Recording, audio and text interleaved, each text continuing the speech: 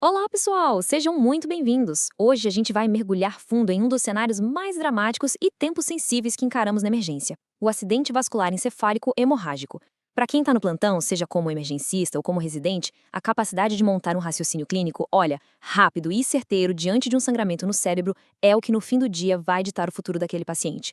Estamos falando de uma condição com uma mortalidade altíssima, onde cada segundo conta e cada decisão que a gente toma tem um peso gigantesco. Para a gente organizar o pensamento, vamos seguir exatamente a jornada que o paciente faz. Primeiro, vamos entender a dimensão do problema, o desafio que o AVC representa. Depois, a gente aprofunda no porquê das coisas, fisiopatologia e os fatores de risco.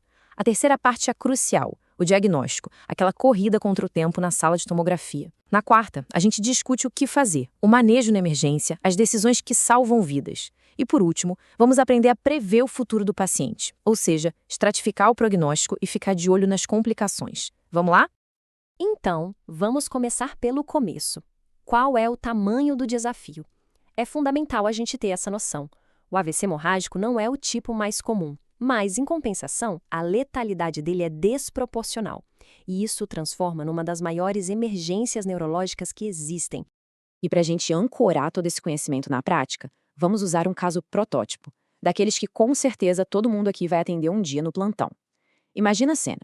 Homem, 63 anos, hipertenso crônico, daqueles que não trata direito. Ele é trazido pelo SAMU depois de ser achado caído no banheiro. Chega para você confuso, com uma dor de cabeça terrível, e no exame você já nota um rebaixamento de nível de consciência e uma hemiparesia à direita. Bom, a máxima da neurologia é claro, né? Déficit neurológico focal e súbito é AVC até que se prove o contrário. E esse gráfico aqui mostra um paradoxo que a gente precisa entender muito bem. Olha só, o AVC hemorrágico é só uns 13% dos casos. A grande maioria é isquêmico, mas ele é responsável por quase metade das mortes por AVC. E por que ele é tão letal? A resposta está na fisiopatologia. Pensa bem, o crânio é uma caixa fechada, não expande. Quando o sangue vaza ali dentro, ele cria um efeito de massa imediato. Ele empurra o cérebro e isso aumenta brutalmente a pressão intracraniana, seguindo a famosa doutrina de Monro-Kelly. O resultado, a perfusão de sangue para o cérebro diminui e o risco de herniação cerebral vai lá para cima.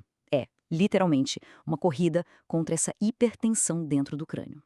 Certo, agora que a gente já entendeu a gravidade, vamos um pouco mais fundo. A pergunta agora é: por que o vaso rompeu? No nosso paciente do caso, e na verdade, na imensa maioria dos casos de hemorragia dentro do parênquima cerebral, a resposta tem nome e sobrenome: hipertensão arterial sistêmica crônica. O mecanismo por trás da hemorragia hipertensiva é a formação desses caras aqui, os microaneurismas de Charcot-Bouchard. Funciona assim. A pressão alta crônica vai machucando a parede das pequenas artérias que entram fundo no cérebro, lá nos gânglios da base, tálamo. Esse processo de lesão, chamado de lipohialinose, enfraquece o vaso e cria essas pequenas dilatações, esses microaneurismas. Aí, basta um pico de pressão para eles estourarem. E aqui vai uma dica de ouro para a prova de residência. Viu um sangramento profundo em gânglios da base ou tálamo num paciente hipertenso? A causa mais provável é essa, ruptura de aneurisma de Charcot-Bouchard. Agora, se o paciente for mais idoso, digamos acima dos 70 anos, a gente tem que pensar em outra coisa. A angiopatia amiloide cerebral. O que acontece aqui é o depósito de uma proteína, a beta-amiloide, na parede das artérias mais superficiais do cérebro. Esse depósito deixa o vaso todo frágil, pronto para sangrar. A grande dica para diferenciar na tomo é a localização. Enquanto o sangramento hipertensivo é profundo, o da angiopatia amiloide é superficial, lobar, principalmente nos lobos parietal e occipital. Mas nem tudo é hipertensão ou amiloide. A gente precisa ter um leque de suspeitas. O uso de anticoagulante, por exemplo, é uma causa cada vez mais comum. Em pacientes jovens e sem histórico de hipertensão, a gente tem que ir atrás de malformações arteriovenosas, as MAVs, ou aneurismas saculares.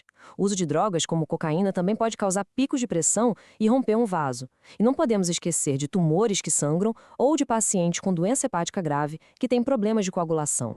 E olha, a lesão inicial causada pela compressão do sangue é só a ponta do iceberg. Depois dela vem uma cascata de lesão secundária. Nas primeiras horas, o nosso maior medo é a expansão do hematoma, que pode acontecer em até 1/3 dos pacientes. Depois, o sangue que vazou ali no cérebro causa uma inflamação enorme, gerando um inchaço, o edema, que piora lá pelo 3º dia. E com o tempo, a quebra das hemácias libera ferro, que é tóxico para os neurônios. Então, nosso trabalho não é só conter o sangramento inicial, mas, principalmente, tentar frear toda essa lesão secundária que vem depois.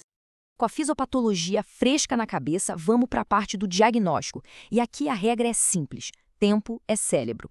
A neuroimagem é a nossa grande aliada. É ela que vai confirmar o sangramento, vai dizer o tamanho do problema, onde ele está e como a gente vai tratar. Vamos voltar para o nosso caso. O paciente chegou na sua sala de emergência. Você fez o ABCDE, estabilizou o cara. E agora? Qual é o exame de imagem que você precisa pedir para ontem para diferenciar um AVC isquêmico de um hemorrágico? A resposta, sem nenhuma dúvida, é a tomografia de crânio sem contraste. Ela é rápida, está disponível na maioria dos lugares e é extremamente sensível para achar sangue fresco. Na tomo, o sangue agudo aparece bem branco, o que a gente chama de hiperdenso. E esse achado é o divisor de águas. Achou sangue, esquece trombólise. A partir daqui, o caminho do tratamento é completamente diferente. Ok, achamos o sangramento. O próximo passo, e isso é fundamental, é quantificar o tamanho desse estrago, o volume do hematoma. Por quê? Porque o volume é um dos melhores preditores de mortalidade que a gente tem. E para isso, usamos uma formulinha bem simples e super validada, a fórmula do ABC sobre 2. É bem prático, olha só. Você pega o maior diâmetro do hematoma, esse vai ser o A. Depois, mede o maior diâmetro perpendicular a ele, no mesmo corte, esse é o B. E o C? É só contar em quantos cortes da tomo o sangramento aparece e multiplicar pela espessura de cada corte. Aí você multiplica A vezes B vezes C e divide tudo por 2. Dominar esse cálculo rápido é uma habilidade que todo médico de emergência precisa ter. E por que a gente se dá todo esse trabalho de calcular o volume? Porque existe um número mágico. Ou melhor, um número trágico. Volumes acima de 30 ml estão ligados a um aumento gigantesco da mortalidade. Então, quando você calcula e acha um volume maior que 30, isso tem que acender um alerta vermelho. Esse paciente é de altíssimo risco. É hora de intensificar a monitorização e já ligar para o neurocirurgião. Para a gente ser ainda mais objetivo na hora de avaliar o risco, existe o ICH-Score. É uma ferramenta prognóstica simples e validada, específica para hemorragia intraparenquimatosa. Ela usa 5 coisas que a gente consegue ver logo na chegada do paciente. O Glasgow, o volume do hematoma, usando aquele nosso corte de 30 ml, se tem ou não sangue dentro dos ventrículos, se o sangramento é infratentorial, ou seja, no cerebelo ou tronco, e a idade do paciente. Daqui a pouco a gente vai ver como cada ponto nesse score impacta diretamente na chance de sobrevida. E aqui, pessoal, um cuidado importantíssimo, que é fonte de muito erro em prova e na prática. O ICR-Score é para hemorragia dentro do parênquima. Para a hemorragia subaracnoide, aquela do aneurisma, a gente usa outra escala, a de Fisher. E o objetivo dela é outro. A escala de Fisher não prevê mortalidade, ela prevê o risco de uma complicação terrível chamada vasoespasmo. Ela só olha para tomo e avalia a quantidade de sangue nos espaços do cérebro.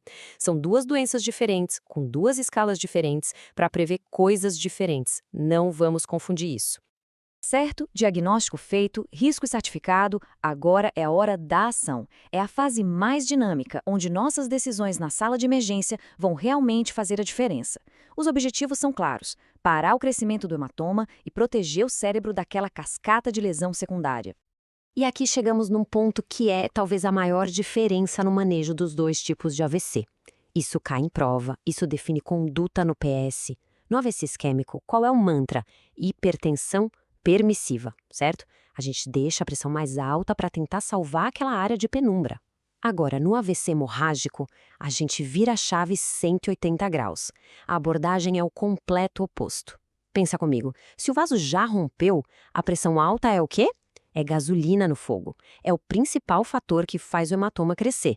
Então, nosso controle da pressão tem que ser imediato, agressivo e contínuo. E qual é o alvo? Gravem esse número. Pressão arterial sistólica abaixo de 140 milímetros de mercúrio. Esse número vem de grandes estudos e deve ser o nosso norte nas primeiras horas. E como a gente faz isso?